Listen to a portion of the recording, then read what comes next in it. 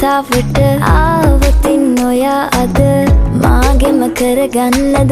රහසක් කියලා හා කිව්වොත් ඔයා මට මාවෙනම් නුඹේ අග රජිනිය සදහට මං දෙවරක් නොහිතා සැරෙන් සැරේ කෝලෙන් බල බලා ඇසේ අස්සෙන්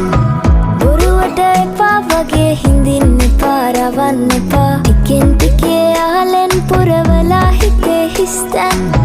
නුඹ මට හිතක් වටින කෙනා නිසා හා චුටක් කතාවට ආවොතින් ඔයා අද මාගෙම කරගන්නද රහසක් කියලා හා කිව්වොත් ඔයා මට මාවෙනම් නුඹේ අග රජිනිය සදහට මං